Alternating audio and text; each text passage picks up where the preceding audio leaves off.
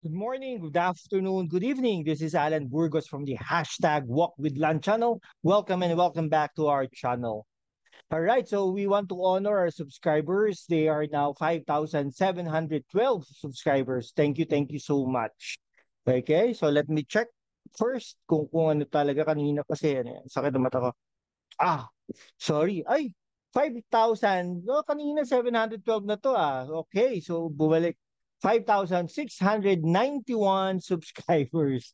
Okay, thank you so much for all of the help and of course to for subscribing. No, thank you so much, guys. Okay, so if you are not yet subscribed to our channel, please do it so now so that we can be able to maintain and sustain this channel. No, thank you so much. And all of our subscribers are located around the world, and each continent that we have a subscriber and or we have a subscribers on that particular area. Okay, so today, guys, no, let me just talk about local politics again, no. So, ano po kasi, di ba? Meron pong issue dun sa ano, sa Taguig and Makati, no? Yung City of Makati and the City of Taguig, no? Alam naman po natin na nagdesisyon na ang Supreme Court na yung tatlong barangays nila, yung sa Embo area at saka yung Rizal area pati doon ay sa Taguig na daw, according to the Supreme Court. So nagkagulo, no? Pati yung mga far stations, health centers, pati yung University of Makati no? Baka nga ano yan, later on makuha yan ng Taguig.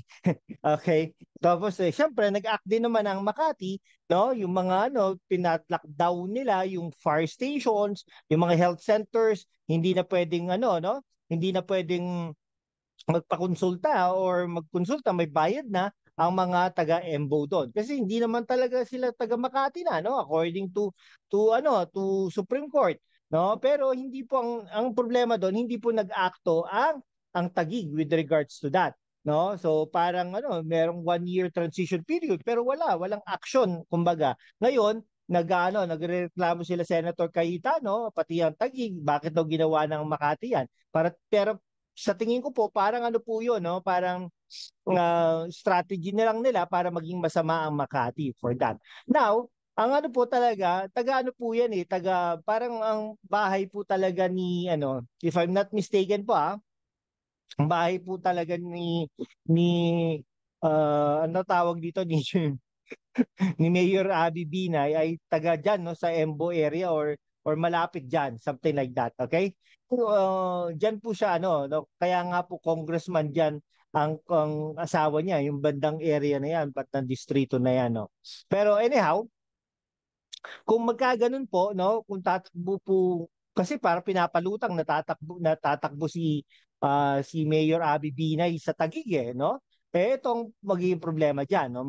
Magche-change residency siya, no? Pag nag-change residency siya, ibig sabihin magre-resign siya as mayor ng Makati City. Kasi, syempre, paano ka ba naman magiging mayor kung hindi ka naman presidente ng Makati City, di ba? Pero dapat niyang gawin 'yon 1 year, no? 1 year residency dapat, no? Ibig sabihin, kung Mayo ang eleksyon, dapat May ng 2025 ang eleksyon, dapat May of 2024 at least, no? Mga siguro April of 2024 nakalipat na siya, nag-change residency na siya at saka yung ano, pagboto sa kanya, no?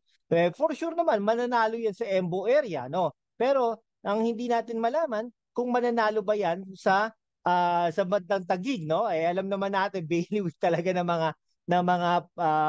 Cayetano yan, no? Unless otherwise, baka matulungan din siya ni yung dating mayor si Tinga, no? Si Tinga kasi ang mga Tinga tinalo ng mga Cayetano yan no?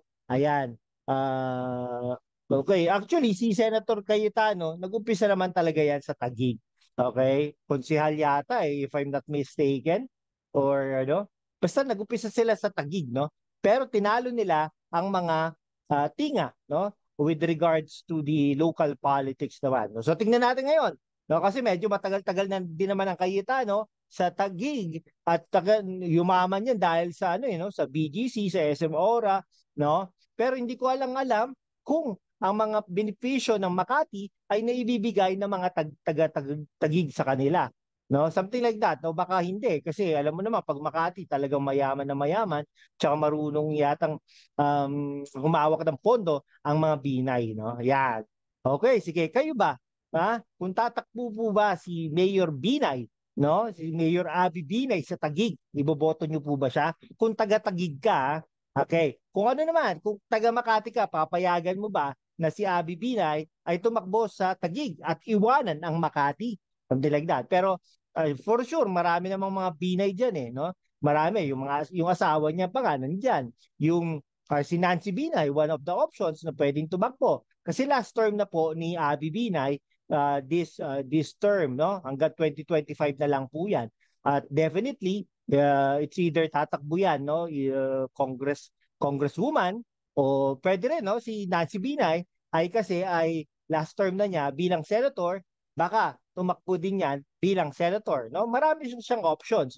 Pwedeng congresswoman, magpalit sila ng asawa niya, no? Pero definitely hindi tatakbo bilang vice mayor yan, no? Pwede siya tumakbo bilang senator, that's second option. Yung third option naman niya is pwede siya tumakbo na bilang mayor ng Taguig, no? Pero most likely baka matalo siya doon. Okay? Ayan, baka matalo siya doon. Yung sa Senado naman, baka matalo din siya. Okay, hindi naman siya kasikatan katulad ng kanyang ama at saka yung kanyang kapatid. Pero may pag-asa din naman. Siyempre, ano naman 3 months ang ano niyan eh, campaign, 'di ba? In comparison sa local politics, konti lang 'yan. Pero mali mo naman, no? It's either kung anong takbuhan niya doon sa tatlo ay maaring ano din naman, may panalo din naman yan si Abby Binay, no? Eh gandang-ganda nga yung picture eh, 'di ba? Sige, mabuhay ka Mayor ha. Alright, sige, sana ma-interview kita kung maririnig mo ito. Maraming maraming salamat sa inyo guys. Thank you so much for tuning in, no? Ano po pala tayo, no? For the past 2 days, nakaka 10,000 views tayo, no? 10,000 views. Thank you so much. And then yesterday and today, naka 100 plus subscribers tayo. Thank you so much guys and God bless you all. Bye-bye.